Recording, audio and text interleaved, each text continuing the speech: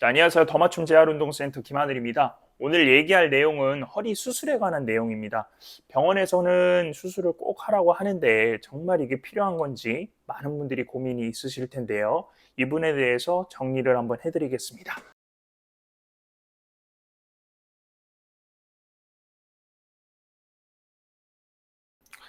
자, 허리 수술을 하게 되면 요즘에 유행하는 최소 침습적인 내시경을 이용해 수술을 할지라도 그 허리 뼈 조직 그리고 허리 주변의 연부 조직 등은 손실된다는 것은 어쩔 수 없는 사실입니다.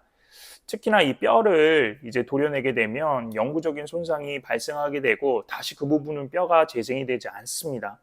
그래서 그로 인해서 만성적인 불안정성 그리고 수술을 하고 난 후에 반응 조직으로 인한 유착 등이 발생할 수 있고 이로 인해서 만성 요통으로 이어질 가능성이 높기 때문에 허리 수술은 신중히 고려되어야 합니다.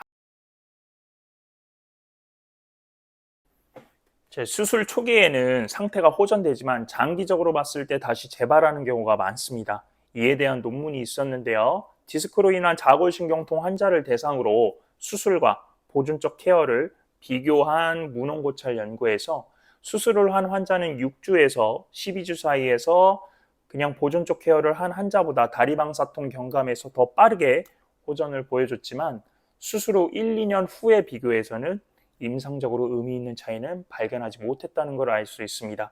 자, 이게 뭔 말이냐면 수술한 환자가 수술 초기에는 불편한 해소가 효과가 있었지만 수술로서요. 1년 이상 장기적으로 봤을 때는 비수술과 큰 차이가 없었다라는 말입니다.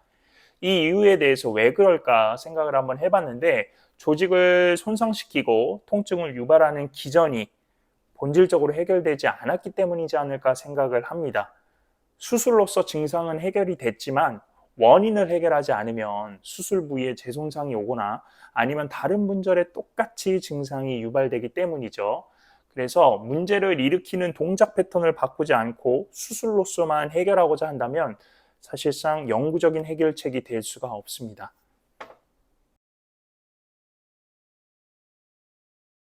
자, 고려해야 될 요소 5가지에 대해서 말씀드리겠습니다. 지금 현재 정말 견디기 힘든 통증이라고 한다면 허리 치료에 있어 권위 있는 인물인 스튜어트 맥길 교수는 이렇게 추천합니다. 수술을 했다 하고 가정하고 수술 후 회복 순서를 밟아보라는 겁니다. 수술을 받게 되면 며칠간은 강제적으로 쉬게 되는데 이 부분이 수술만큼 통증 완화에 효과가 있다는 것이죠. 그래서 수술을 하지 않고 수술을 받은 것처럼 쉬어보라는 겁니다. 이렇게 했는데도 변화가 없다면 그때 수술을 고려해도 늦지 않다는 거죠. 자, 두 번째, 변실금, 요실금, 그리고 현저한 근력 감소 등의 문제가 신경계 문제가 발생한다면 수술을 고려해 보시는 겁니다. 세 번째, 외상으로 인해 골절이나 조직 파열이 생겼을 때는 확실한 안정화가 필요하니까 이 경우에도 수술이 고려돼야 된다는 것이고요.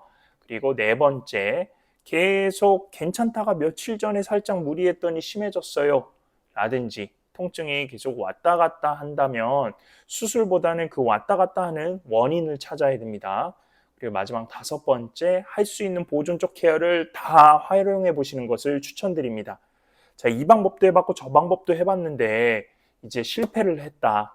그래서 수술만이 유일한 대안인 것 같다는 생각이 들 때도 자신에게 더 적절한 방법이 있을 수도 있다라는 겁니다.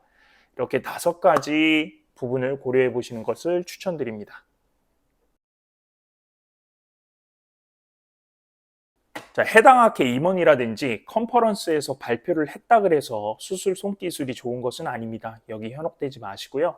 좋은 방법은 병원에서 근무하는 지인분들에게 방문하고자 하는 병원에 대해서 알아봐 달라고 하면 그 지인이 아름아름해서 그 병원에 대해서 알아봐 줄 수가 있는데 그 정도가 그나마 믿을만 하지 않을까 싶습니다.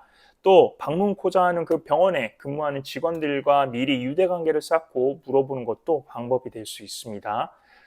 자, 두 번째는 발목이나 무릎이 메인이고 척추 수술은 부차적으로 하는 의사라면 신중할 필요가 있습니다. 척추 수술은 실력을 쌓기 위해서는 많은 연습이 필요하기 때문이죠. 그래서 해당 수술을 많이 해본 의사를 추천을 드립니다. 그리고 질문을 했는데 질문에 대해서 기분 나빠하거나 불친절한 의사는 나중에 불만족으로 이어질 가능성이 높습니다. 그리고 수술을 1차로 마쳤는데 만족도가 없어서 2차 수술을 할 경우에는 더욱더 신중해야 함을 기억하시길 바라겠습니다. 자, 오늘의 내용에 대해서 정리를 해드리자면 가장 이상적인 것은 환자 본인이 통증 경감을 위해서 적극적인 노력을 기울이셔야 된다는 것입니다.